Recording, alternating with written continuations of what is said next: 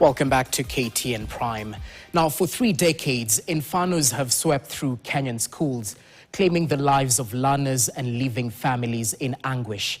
Yet after each tragedy comes a familiar cycle of task forces, reports, and promises, yet the same loopholes remain, only for the country to move on while the recommendations gather dust.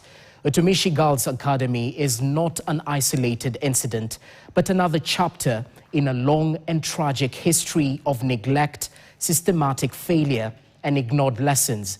As KTN's Vera Mora now reports, perhaps this is the moment to shift the conversation from condolences and promises to accountability and action.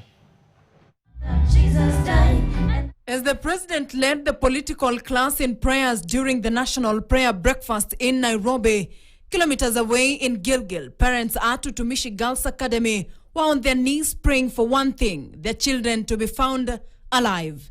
Beyond the grief and tears, the country must confront a difficult question. Who should be held accountable? Who is to blame? Is it the school administrators who ignore safety standards? The regulators whose silence and inaction allowed danger to thrive unchecked? Or is it the broken system, one that awakens with urgency only after lives have been lost?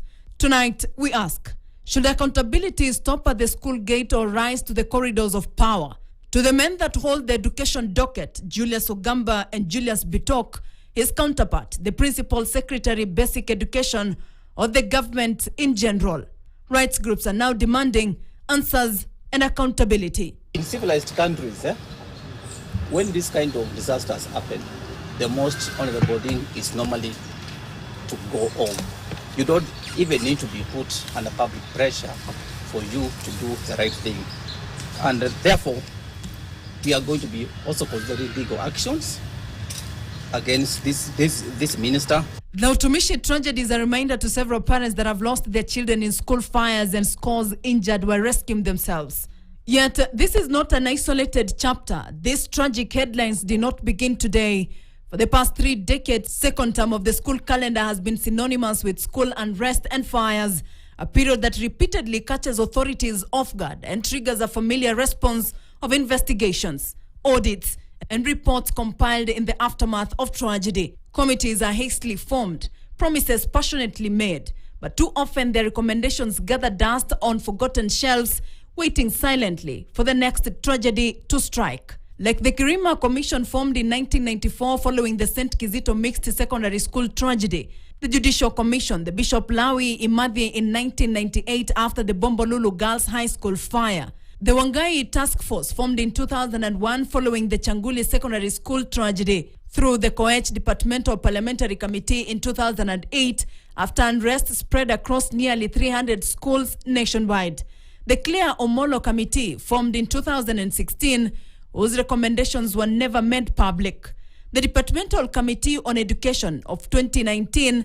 formed after 63 arson cases in one term were reported, and finally, a few months ago, investigations into the Ndarasha Academy dormitory fire that claimed 21 lives of young, ambitious boys. A report whose findings were never made public. Since the fire tragedy in Ndarasha in 2024, we have never been told how 21 babies died. What country is this that we are living in? We call for the immediate censure of the Cabinet Secretary for Education and the resignation of the Cabinet Secretary for Interior, Kimchumba Murkomen. Well, if investigations and recommendations are being followed, why then do similar risks continue to be reported across schools? As young lives continue to be lost and reduced to ashes, a series of questions stand out. Who will stop this madness? How many more children must perish in locked dormitories before safety guidelines are adhered to? What justice is there for parents who send their children to school with hope only to receive them back in statistics? What accountability exists for dreams extinguished in the dead of night? Education officials tasked with quality assurance and standards enforcement are now facing renewed questions over their role in preventing such disasters. The Directorate of Quality Assurance and Standards, mandated to inspect institutions and ensure compliance, have been singled out in past reports for irregular inspections or weak follow-ups on identified risks. School principals, Board of Management, county education officials, and national regulators all play role in oversight.